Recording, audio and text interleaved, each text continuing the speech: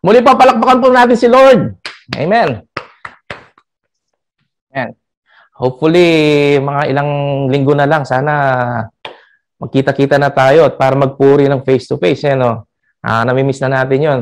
Amen. So, patuloy po tayo sa ating preaching series for this month of October. Ayusin ko lamang po yung screen ko dito. And it will be about readiness. Today is October 29 at ilang araw na lang, November na. At tapos December na naman, tapos na naman ang isang taon. Napakabilis. Amen. And our text for today is coming from 2 Thessalonians chapter 3, verses 1 to 18. But before that, I would like to invite you for a short prayer. Father in heaven, Lord, thank you so much, O Lord God, for today, O Lord God. Thank you so much, O Lord God, for everything, O Lord God, that you have given to us, O Lord God. Lord, kayo na nga po, O Lord God, ang maitaas, O Lord God, sa mga awitan, O Lord God, sa mga testimony, O Lord God. And even for today, O Lord God, for these words, O Lord God, salamat po, O Lord God. Ang dalahin po namin, O Lord God, ay kayo nga po magbigay, O Lord God, ng kaliwanagan, O Lord God, sa bawat salita, O Lord God. Kayo na nga po magbigay, O Lord God, ng kalakasan, O Lord God, sa mga salita ito sa aming buhay, O Lord God. Muli po, O Diyos, nagpapasalamat po kami, O Lord God, and even, O Lord God, give wisdom, O Lord God, sa lahat ng mga nakikinig ngayon, O Lord God. Thank you so much. In Jesus' name we pray. Amen and amen. God bless. Amen. Amen. Muli po, magandang umaga po sa kanilang lahat. And even we do have someone in the Philippines right now. Magandang tanghali po sa mga nasa ibang bansa. Naka-live tayo yata sa Facebook. And people who are watching in Facebook. Magandang araw po sa kanila lahat. And amen. Readiness. Being ready anytime. At kung mapapansin nyo po, natapos na po. Halos patapos na po tayo today. Natapos natin yung 2 books of Thessalonians. And this month, next month, it will be another topic. Pero 2 Thessalonians chapter 3, verses 1 to 18, medyo marami-rami ito. Mamaya, basahin natin isa-isa ito. But just to give you a recap, for the past 2 months, pinag-usapan natin this book of Thessalonians. And we know that this Thessalonians was written by Paul. Basically, it was written to a new church. Bago pa lamang itong church na to. With this new church, bago yung pananampalataya nila, ang nangyari, they face persecution. And some of us, or maybe most of us, alam naman po natin ito, when we have this new faith, nung bago pa lang tayo sa pananampalataya, we also face persecution. So, nangyari ito sa atin, nangyari sa kanila. Ngunit sa kanila, they have this severe persecution, these Thessalonians. At itong mga Thessalonian people na to, medyo mas, ang tawag nito, medyo mas, ano po yung nangyari sa kanila, mas severe because, tawag dito, medyo pisikalan nang nangyari sa kanila. May mga nasasaktan. Amen. Pero here comes Paul. He brought Christ into their lives. Bago yung pananampalataya. And then sa dami na nangyari, kailangan din umalis ni Paul dito sa Thessalonica. Wait lamang po, hindi po gumagana yung aking PowerPoint. Amen. Amen po. Paul has to leave Thessalonians or Thessalonica. At ang nangyari is that, concerned si Paul. Iniisip ni Paul na paano na kaya sila. So he sent Timothy to this Thessalonian people, to this Thessalonian church. Gusto niyang makita kung ano nangyari sa kanila. And the good thing about this Thessalonian church is that nagpatuloy sila sa kanilang pananampalataya. Nagpatuloy sila sa salita ng Diyos. And he went back to Paul. Timothy went back to Paul at sinabi, it's good news. And Paul wrote to them, it's an encouragement to them to continue in their faith. Pero patuloy yung persecution na nararanasan ng Thessalonians. Patuloy yung hirap na nararanasan nila. And right now, it will be a different story. Hindi lang persecution, But these people are being deceived. They're being deceived by false teachings. Ano ba yung mga false teachings na to? Let's see later. People are being discouraged. Why? Because some of the false teachings na makikita natin later is that dumating na daw ang Panginoong Hesus. At sino pang hinihintay nyo? So people are being discouraged, or the Thessalonians are being discouraged kasi parang naiwan yata ako.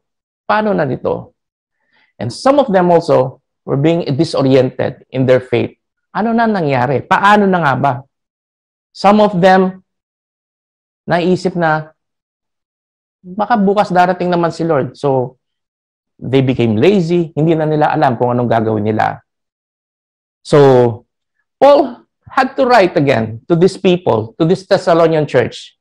He wrote to them to expose the truth. He wrote to them because he needed to encourage them, those who are discouraged. He wrote to them because gusto niyang ma-enlighten yung mga taong ito. Gusto niyang maibalik ulit ang mga taong ito. See, what is happening to this Thessalonian church or this Thessalonian people is that hindi po ito nalalayo sa atin.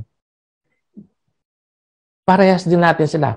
Patuloy sila sa kanilang pananampalataya at sa pagpatuloy sa paglakad sa Panginoon is somewhere along the way is that your faith is being trying to put down ng mga pagsubok, ng mga false teachings na to, and even sa mga problema na dumarating.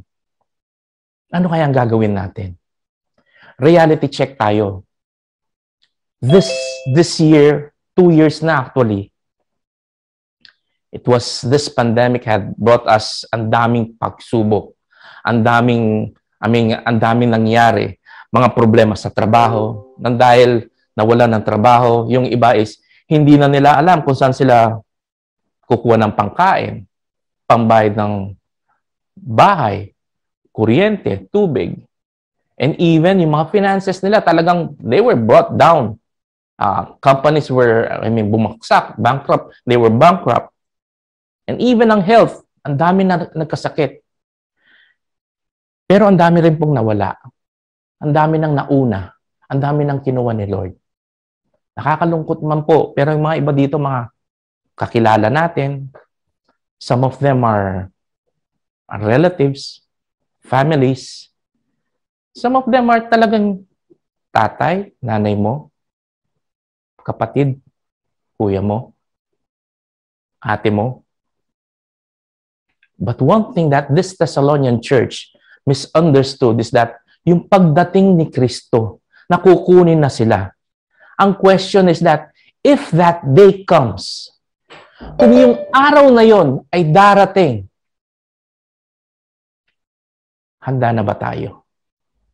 Kung yung araw na yon ay darating, handa na kaya tayo? How about yung mga families natin?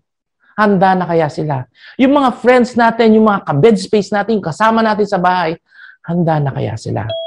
Yes, it says in Matthew 24:36, ang sabi niyan, but about that day or hour, no one knows, not even the angels in heaven, nor the Son, but only the Father. You see, church, no one knows. Hindi natin alam kung kailan yung pagdating na yon.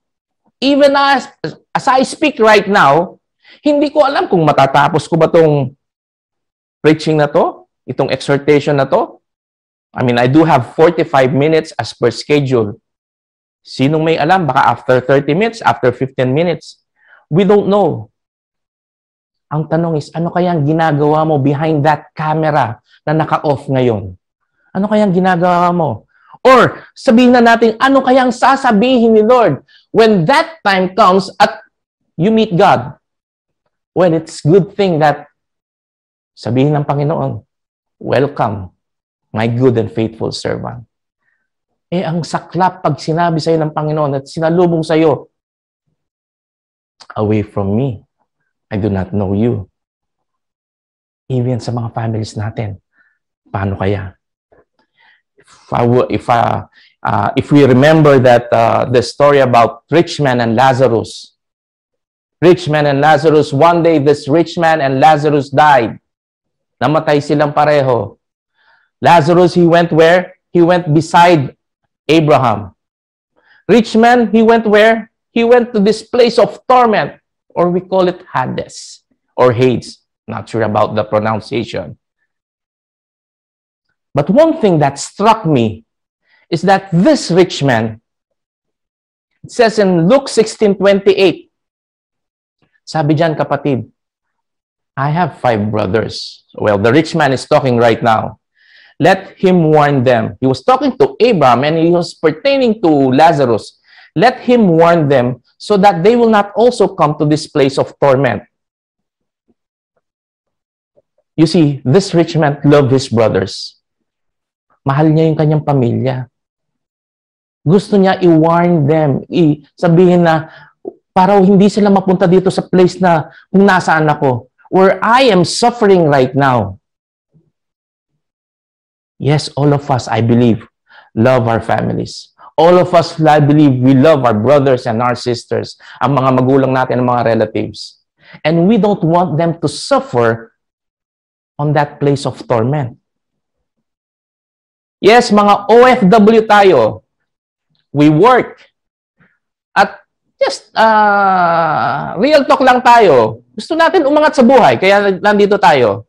Gusto natin na makaangat-angat or sabihin na natin yumaman kahit papaano. Just like this rich man.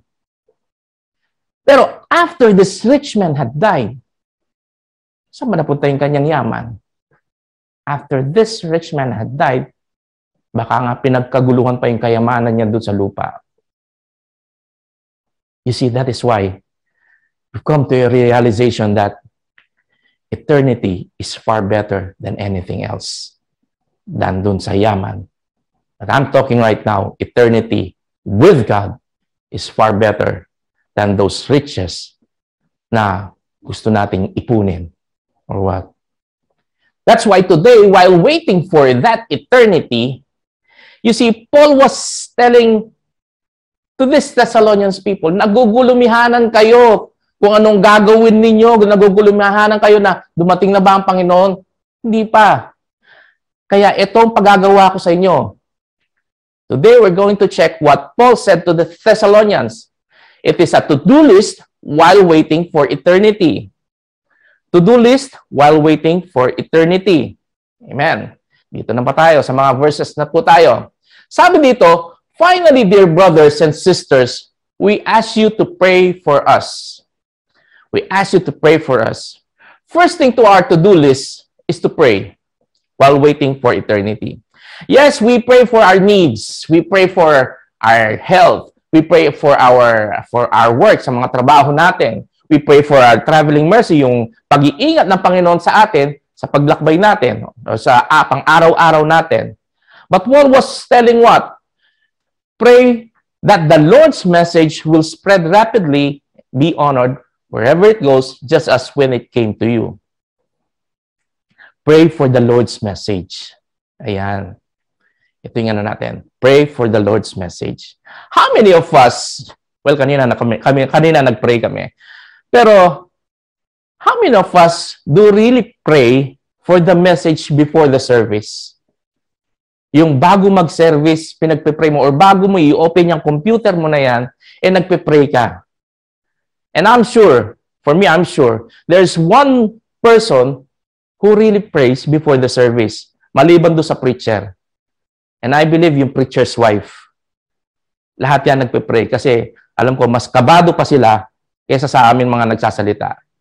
So, sure ako doon na nagpe-pray sila. Pero you see, the message or the Word of God itself is a spiritual food for all of us. Spiritual food po natin ito, mga kapatid.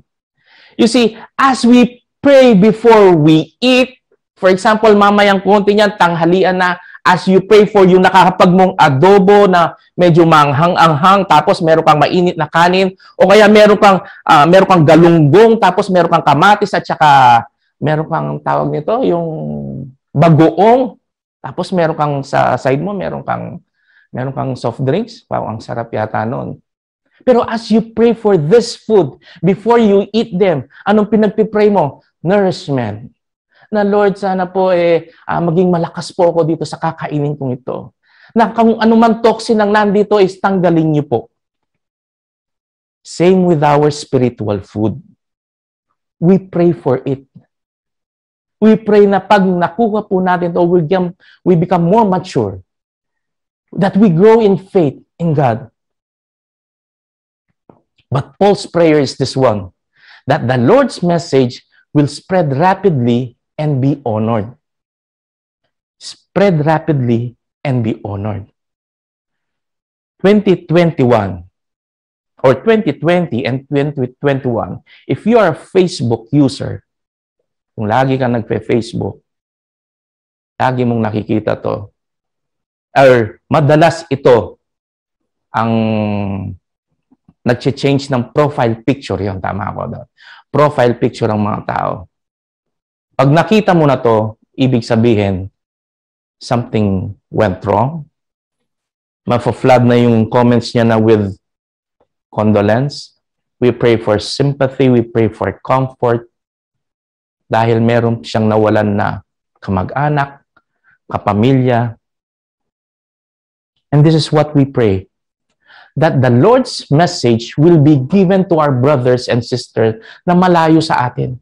Nandito tayo sa UAE. Nandiyan ka sa may Qatar. Nandiyan ka sa may Kuwait. And your family is back there in the Philippines. What we pray is that the Lord's message will be shared to them. What we pray is that the Lord's message will reach them rapidly, urgently, delivered to them. And that this message, it will be honored by them, that they will accept it and believe it because hindi nga natin alam kung anong mangyayari sa kinabukasan. No one knows the time. Good thing with this Thessalonian people is that they honored the message. They accept the message. They believe in the message. Nowadays, yes, there are a lot of ways to send this message or the good news of the Lord to our brothers and sisters na malayo sa atin. Nandiyan ang internet. But also, mas maganda kung merong mag-aalaga sa kanila doon. That's why we pray also that God would send people to them to deliver the message.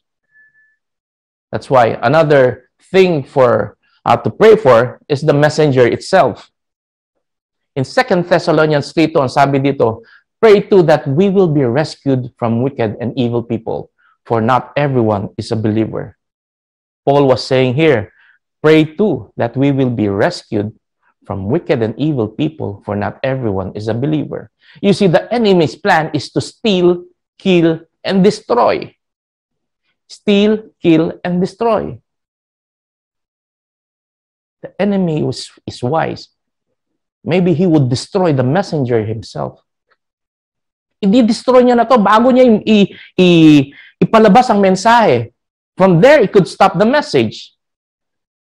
That's why Paul was asking for a prayer that to save them, to rescue them from the plans of the enemy.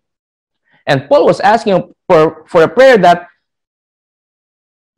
the messenger will not stop even in the midst of hardship.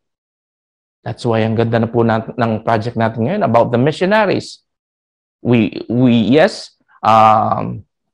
There's this plan for finance, but also we partner to them with prayer. At ito po yung maganda po para sa atin.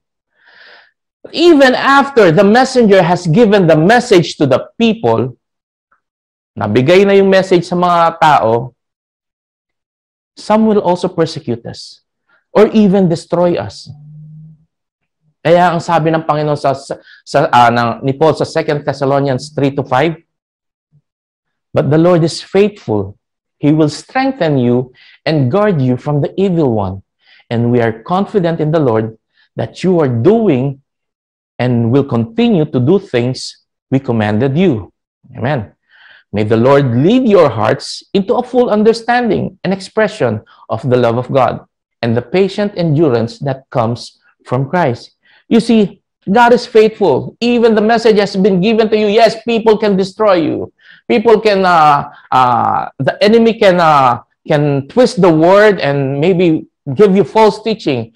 But the Bible says, or Paul says that God is faithful. Tutulungan ka niya. Magpatuloy ka lang, kapatid. Magpatuloy ka lang that in all of your ways, unahan mo lang si Lord. Unahin mo lang si Lord. Patuloy ka lang. God's guidance will be with you in all of your ways. Kaya kapatid, another to-do list while waiting for eternity is to watch our ways. Watch your ways. Verse 6, it says, "And now, dear brothers and sisters, we give you this command. In the name of our Lord Jesus Christ, stay away from all believers who live idle lives and don't follow the tradition they receive from us." The Bible says that stay away from all believers. Oh, masakit ito All who live idle lives and don't follow the tradition. Well, the tradition here is the teaching or the word of God itself. They receive from us. Amen. Avoid daw sila. Naku. How many of us nakapag-ROTC or CAT? Maybe, marami naman po yata na nakapag-ROTC or CAT. Ewan ko lang ngayon kung meron pa. Pero, one thing that natutunan ko dito sa ROTC and CAT is discipline, yes. I'm not sure, baka meron po sa atin na mga officer pa dyan. Tawag dito, natutunan ko dito yung mag-assemble at disassemble ng baril. Yan. Natutunan ko yung pagsaludo. Yan. Yan, tama pa ba yung saludo ko? Natutunan ko rin, of course, yan. Yung nakikita nyo sa screen. Yung pagmarcha. Yung left, right, left. But the thing is that, ang ganda nakikita pag sabay-sabay. Ang ganda nakikita pag sinabi ng commander nyo, nagutos, left, right, left. Ang pagmarcha ng sabay-sabay ay ang ganda. Pero isa man dyan, hindi sumusunod dun sa utos, kitang-kita. Isa man dyan, ang mali ang ginagawa, kitang-kita, mga kapatid. Kaya sa verse 14, ang sabi dyan, take note of those who refuse to obey what we say in this letter. Take note daw. Stay away from them so they will be ashamed. Naku. Stay away from them so they will be ashamed. You see, these people refuse to obey what? They refuse to obey the word of God. Meaning, these people sin. Not only these people sin, these people continue to sin. Are they dangerous? Yes. Spiritually dangerous sila. Why? Baka makapanghawa pa sila. Kaya anong dapat gawin? I-isolate ba sila? Ako, usong-usong ngayon, yung isolation na yan. Remember Matthew chapter 18, verses 15 to 17. Kilalang-kilala. Alam na natin yata itong verse na to. Sabi dito, if another believer sins against you, go privately and point out the offense. If the person listens and confess it, you have won that person back. Anong ibig sabihin nito? If a brother sins, ang pinaka-purpose mo lang is to try to win him back to you. Ay magbati kayo ulit. Kaya ang sabi diyan is puntahan mo siya, ikaw lang. Ngayon ang sabi diyan, pag unsuccessful ka diyan sa 16 sabi, but if you are unsuccessful, take one or two others with you and go back again so that everything you say may be confirmed by 2 or 3 witnesses. So, pag hindi daw nakinig sa'yo nung una, magdala ka daw ng 1 o 2 tao. Tapos, puntahan mo siya. Balikan mo siya. Pero sa 17 ang sabi, if the person still refuses to listen, take your case to the church. So, pag hindi nakinig sa 1 o 2 kasama mo na, dalhin mo na daw sa church. Then, if he or she won't accept the church decision, treat that person as a pagan or corrupt tax collector. Amen. You see, kanina sabi natin, avoid him. If he refuses to obey God's word. Well, this is a process right now. This is a process to win him back dahil sa kanyang patuloy na pagkakasala. Pero kung ayaw niya talagang makinig, well, Bible says that treat that person as a pagan or corrupt tax collector. Avoid niyo muna siya. So that when he is alone right now, he will be ashamed. Marirealize niya ngayon, oy, may problema yata talaga ako. That he may be ashamed of himself, of all the wrongdoings na ginawa niya. But verse 15, it says, don't think, mga kapatid, of them as enemies, but warn them as you would a brother or sister. Are we harsh doon sa procedure na yon? I believe no. We warn them. We want to warn them. Actually, we care for them. We love them. We're not angry to them. We're not vengeful to them. Pero, ang motivation natin is ma-recognize nila yung kasalanan na ginagawa nila so that they could change for good. And so sa atin mga kapatid, we watch our ways. While waiting for eternity, tignan natin yung ginagalawan din natin. Verse 7, ang sabi dito, for you know that you ought to imitate us. Ito yung sabi ni Paul sa mga Thessalonians. You know that you ought to imitate us. We were not idle when we were with you. Simply saying that, Paul was saying that, follow niyo yung ginagawa ko. Ito yung ginagawa ko, i-follow niyo lang. Verse 8 and 9, ang sabi dito, we never accepted food from anyone without paying for it. We work hard day and night so we would not be a burden to any of you. We certainly had the right to ask you to feed us, but we wanted to give you an example to follow. You see, Paul was telling, hindi kami naging pabigat sa inyo. Kahit sa pagkain. Araw-gabi, nagtatrabaho kami para hindi kami maging pabigat sa inyo. Well, when it comes to the right to feed us, yes, we have. Pero hindi namin ginawa yon. Yun ang sabi ni Paul. Because they want them to see na they were a good example. Bakit kaya? Verse 10, it says, even while we were with you, we give you this command. Those unwilling to work will not get to eat. Ito pala yung problema doon sa Thessalonian church. Meron yung mga tamad. Actually, those unwilling to work. Hindi lang yung able to work, iba yung able to work at saka yung unwilling to work. These people are really unwilling to work. Ayaw magtrabaho. Bakit kaya ayaw magtrabaho? Well, I'm checking this, walang direct na sinabi kung bakit tamad yung mga taong ito. Pero possible is that because they heard that Jesus could return any moment, why work? Ay, quit na lang ako. Total, darating na rin yung Panginoon mamaya o kaya bukas. Manghihingi na lang akong pagkain. Ito yung nangyayari sa Thessalonian church. Why work? I could quit. Ito po yung isang possibility lang. Or another possibility is that on 2 Thessalonians 1:3, ang sabi diyan, dear brothers and sisters, we can't help but thank God for you because your faith is flourishing. See, the people of Thessalonians or the Thessalonian church, yung faith nila is nagpo-flourish. It's growing. Pero sabi diyan, your love for one another is growing.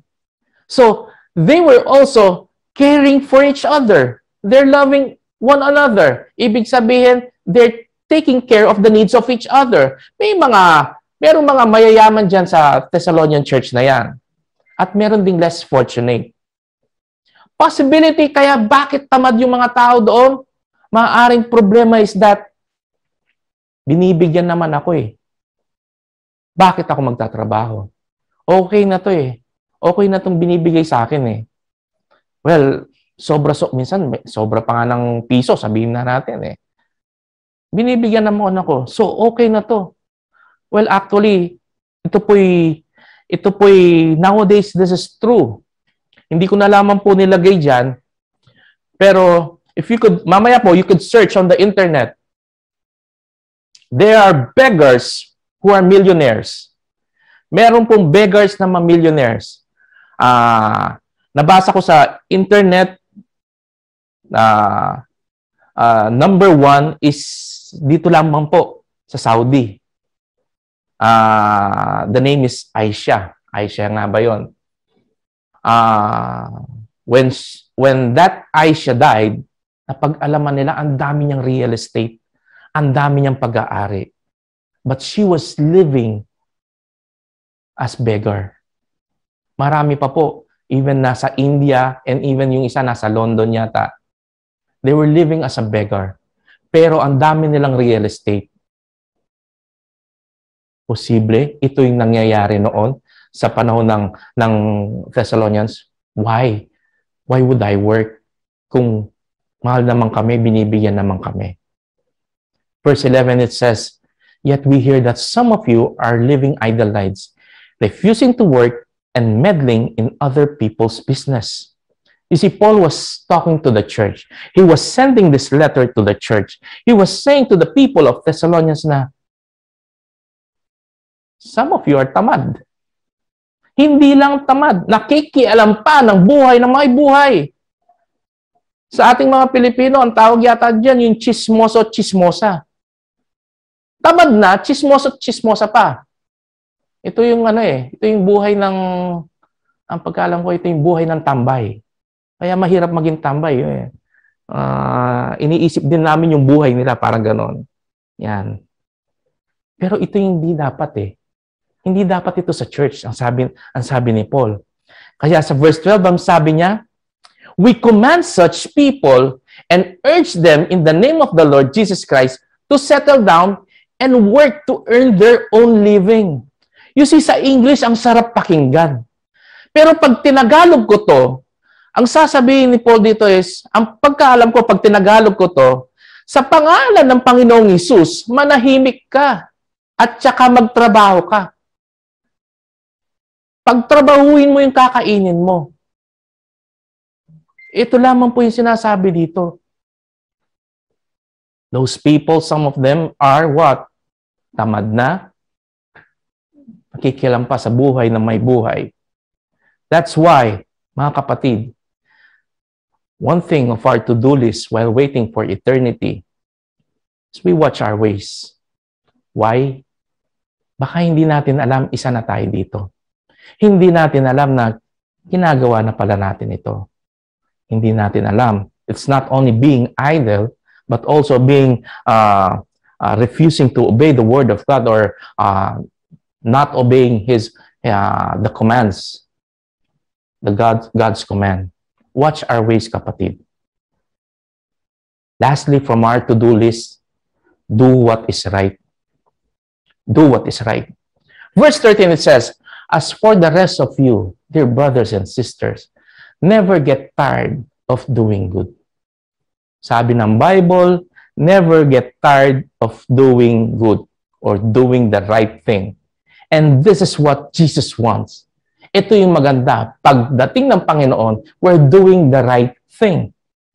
Bible says, huwag kang magsawa na kahit kaliwat kanan na ang gumagawa ng kamalian.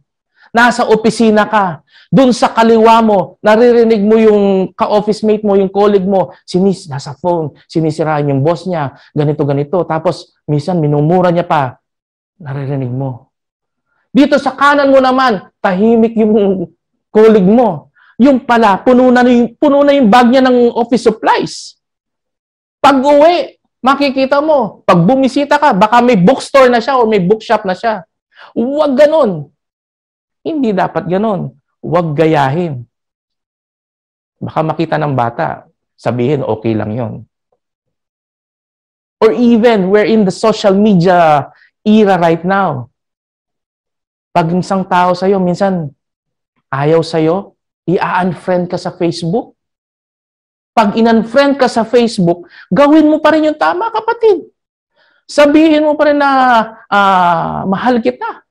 Or pag binati kang ganon, tapos hindi nag-reply sa'yo, natural, masakit yon. Pero ginawa mo pa rin yung right thing. The Bible says, never get tired of doing what is good. Amen. Na-unfriend na rin ako. Ang dami na po. Hindi lamang po isa, dalawa, tatlo. Hindi. Marami na po. But still, never get tired of doing what is good. Because when the day comes, when we meet God, you cannot blame others. Lord, nakagawa ko nitong masama ito eh. Kasi ito eh. Kasi siya. Kasi siya. Ito kasi. Yung kaibigan ko kasi. Yung kakilala ko kasi. No.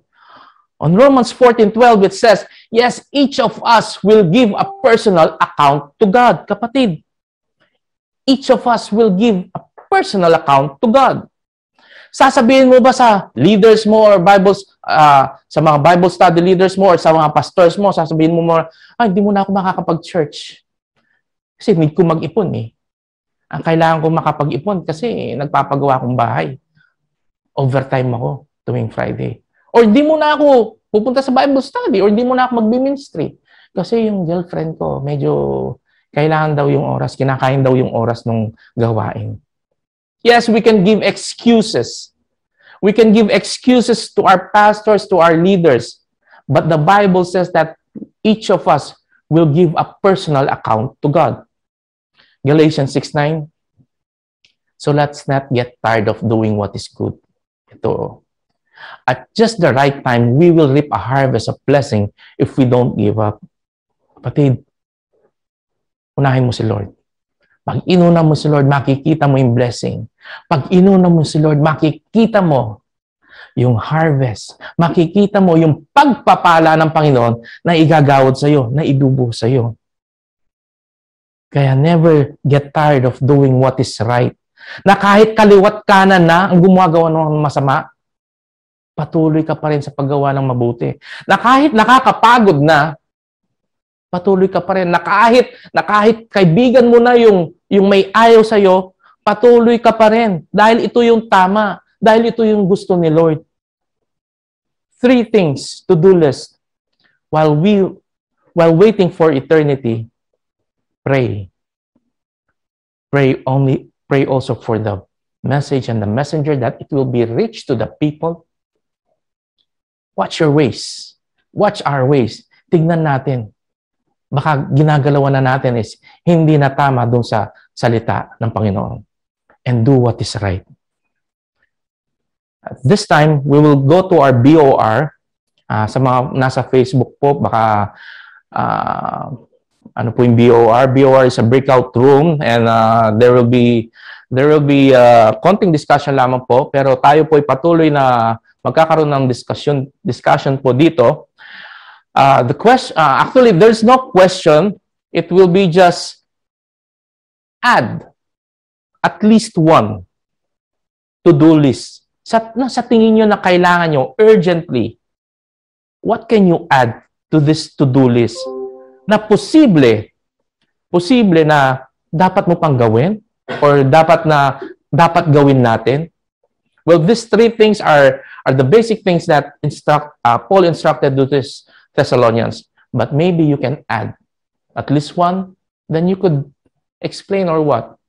Sige po, pupunta na po tayo sa ating breakout room any moment and patuloy naman po tayo dito. Sa mga nasa Facebook Live or YouTube, I'm not sure. Amen. Patuloy tayo, no? Maybe some of you would like to just put on your comments there. Ano sa tingin mo ang pwedeng, what do you call this one? You can add something on this to-do list. Bumalik na naman po ako. Oh. May mga bumabalik. Oh. Amen. Amen. Check ko lamang po. Amen. So ito, tuloy tayo. May bumalik pa po. Opo. Yung mga bumalik, dito na lang po kayo. Siguro gusto ni Lord na makasama ko kayo.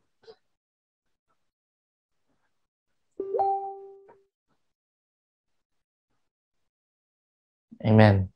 Wala na ba? Sige po. Amen po. So patuloy tayo, no? Sa ating to-do list. I think we do have 15 minutes for this thing. habang nasa breakout room yung mga kasama po natin. And meron po tayong comment section dyan, I think on the Facebook Live.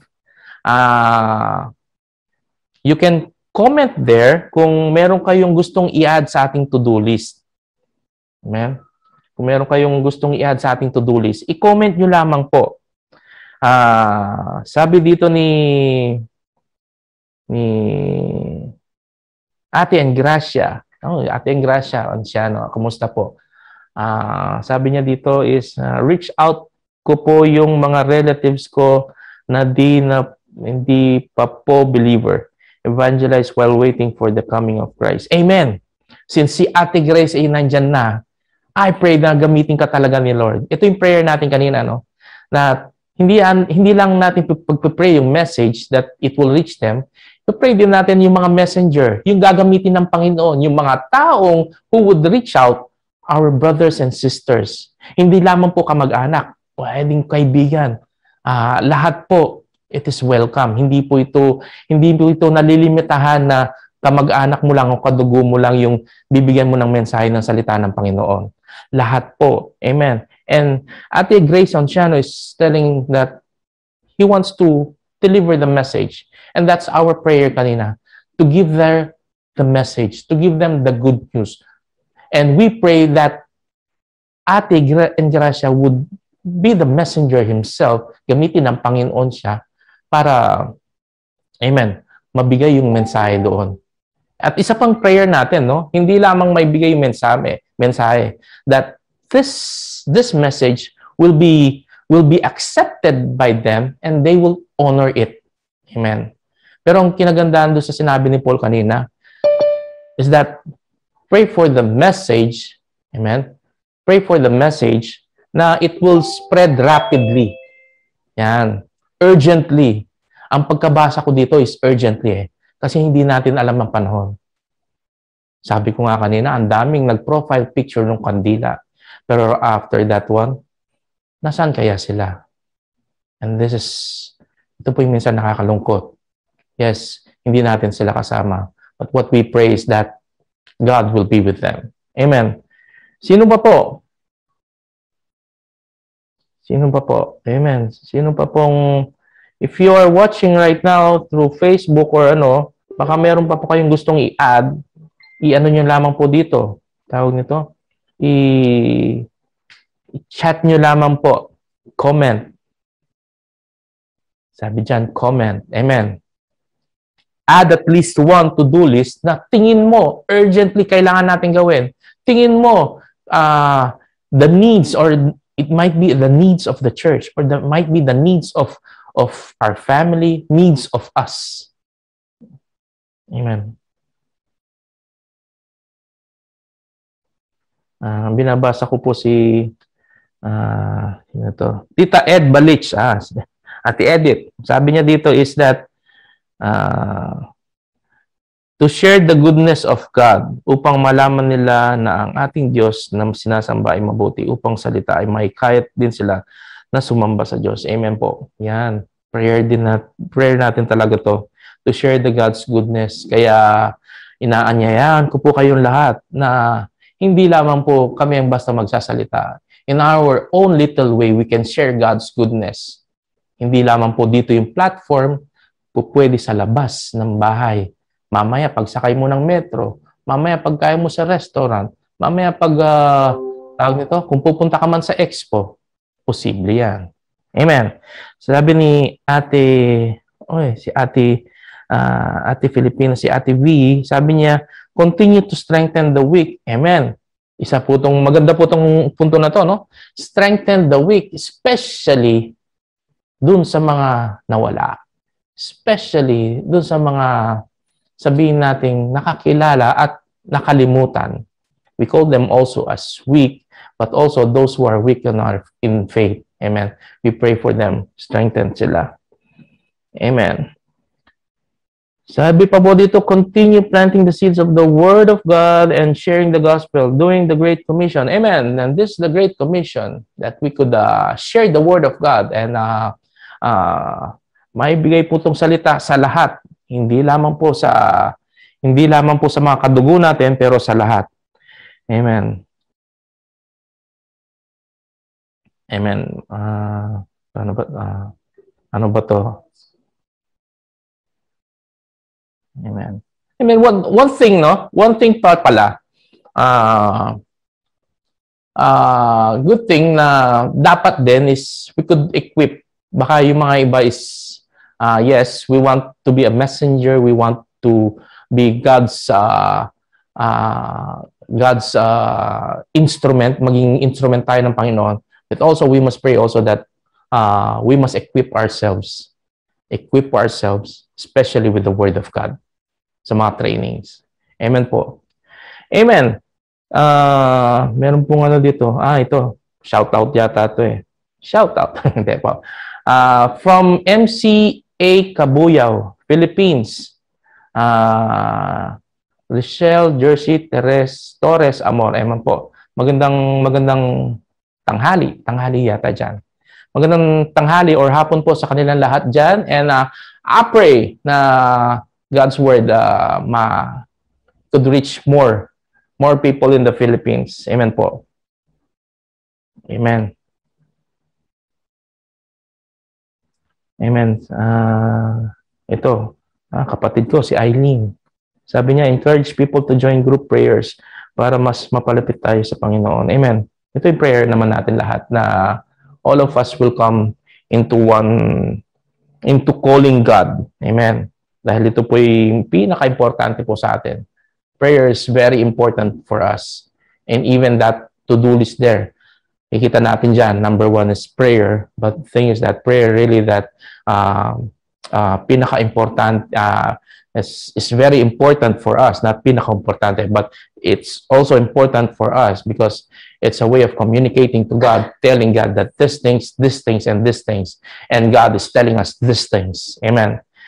Amen. Ati V says, equip ourselves to equip others. Yan, yung equipping. Amen. We pray sa mga leaders, of course, we pray that we patuloy na equip tayo ng Panginoon para gamitin tayo sa pag-equip ng mga tao so that these other people could likewise equip or share the Word of God.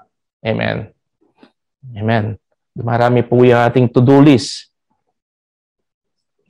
Yun po, Mabuhay Christian Assembly, yun po. Yung palang MCA, yung ating si Rochelle Jersey Torres Amor. MCA is Mabuhay Christian Assembly. It's our partner in the ministry. Amen po.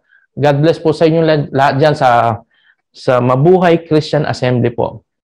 Pagpalain po kayo ni Lord and patuloy na gamitin pa po kayo ng Panginoon sa paglaganap ng kanyang salita. Amen. Meron pa po ba?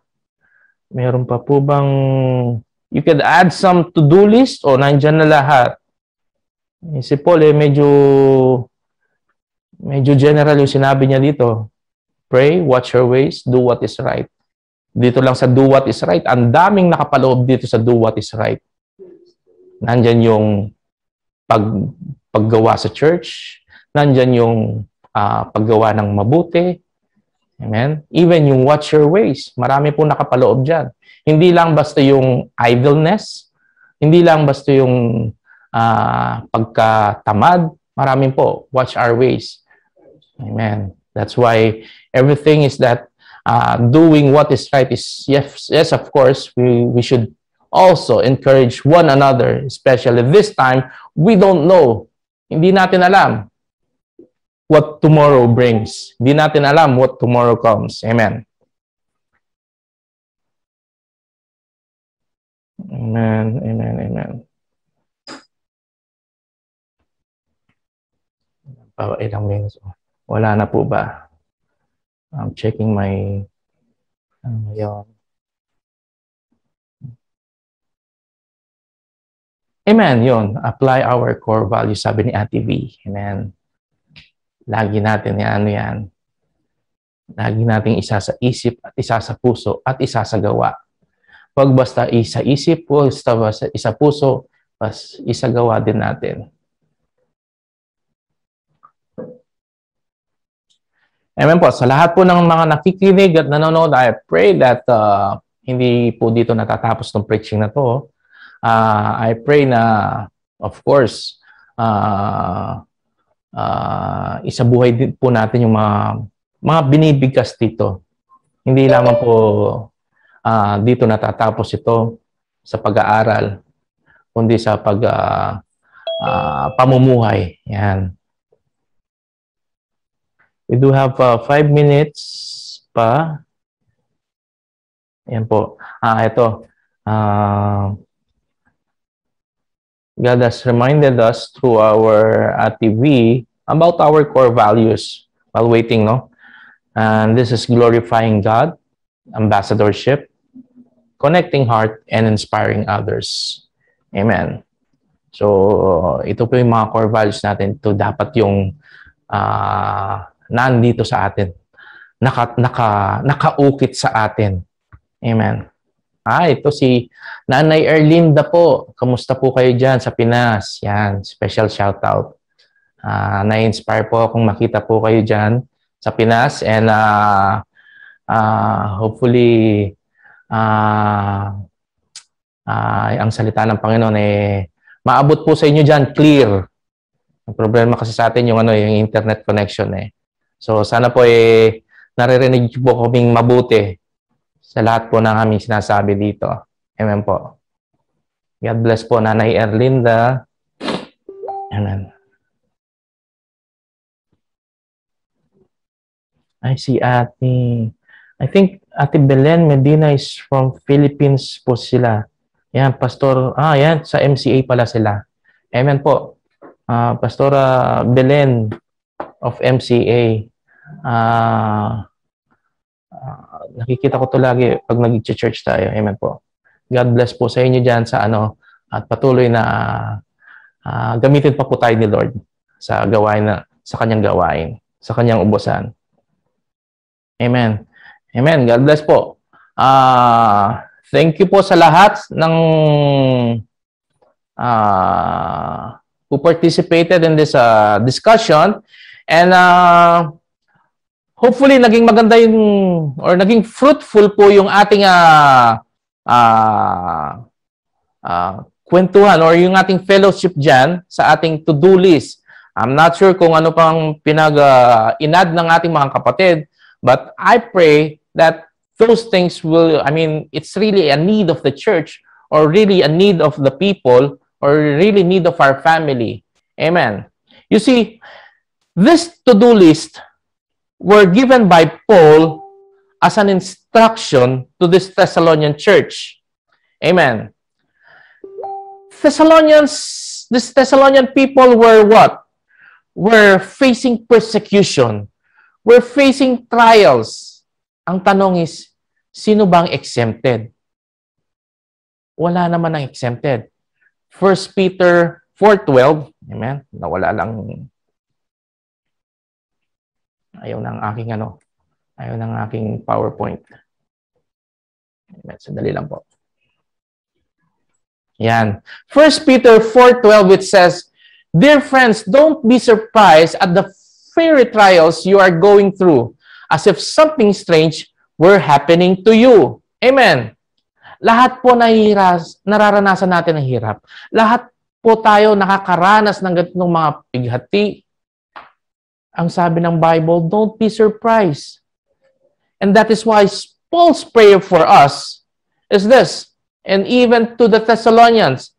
Now may the Lord of peace himself give you his peace at all times and in every situation. The Lord be with you all. You see, peace. We know that the world may define peace as what? Yung calmness, yung walang ingay. The world may define peace as what? Yung lahat nagtutulong-tulungan. The world may define as peace as what? Yung walang wars, walang conflict, and even lahat masaya. Pero, this peace can be shattered by what? By problems. This peace can be shattered by life's problems, mga trials, sa problema sa trabaho, problema sa relationship, sa mga business, or even this peace can be shattered by what? Mga malalang sasakit or even death. But God's peace is that even in the midst of this hardship, even in the midst of these problems, confident ka na malalampasan mo ito. Na hindi ka masusurprise, you can lalakad ka ng matuwid basta't kasama mo si Lord. Ito yung peace na binibigay ni Lord sa atin. Yes, marami pong nangyayari all around us. Maraming nangyayari all around us that, yes, we don't have control of it. These things, this pandemic, yung mga nangyayari all around us, sometimes we don't have control on this. But I pray and know that anyone who believes, I pray and know anyone who believes in God and walk in God's way, and His peace surrounds us, anywhere he may be, all is well with him. Kahit saan pa siya mapunta, all is well with him. And in any time, he will be ready for anything. He will be ready for anything. Anyone who believes in God, he walks in His ways, anywhere he goes, he will be ready anytime for anything. And Paul said, as for the false teaching, itong sasabihin ko sa inyo, 2 Thessalonians 3:17, here is my greeting in my own handwriting, says Paul. I do this in all my letters to provide they are from me. Verse 17 is just like telling us, ito yung sulat ko. In-authenticate ni Paul. Parang pinirmahan ni Paul. It's just telling us that, yeah, you need to study the Word. Check the Word itself. Why? Because there are many false teaching. Huwag ka na lang basta-basta maniniwala. I-check mo rin. Even after this preaching, even after this, itong exhortation natin ng salita ng Diyos, pag-aralan mo, mag-aral ka pa rin, kapatid. And this is what Paul is telling us. And lastly, may the grace of our Lord Jesus Christ be with you all. May the grace of our Lord Jesus Christ be with you all. May His grace be with us. May His grace be with us as we study His Word. May His grace be with us as we walk and wait for eternity. And may His grace be with us in all the time, in all our ways. Let's just close in prayer right now. Father in heaven, we thank you so much, O Lord God, for today, O Lord God. Salamat po, O Lord God, sa inyong salita, O Lord God. Salamat po, O Lord God. Ang dalayan po namin, O Lord God, ang mga salitang ito, O Lord God, ay may tanim po, O Lord God, sa matatabang lupa, O Lord God. We pray, O Lord God, that it will be given, O Lord God, and it will grow, O Lord God, to your children, O Lord God. Maraming po salamat, O Lord God, sa lahat-lahat, O Lord God, na pinagkaloob niyo po sa amin, O Lord God. Lord, we thank you, we give you thanks, we honor you. In Jesus' name we pray. Amen.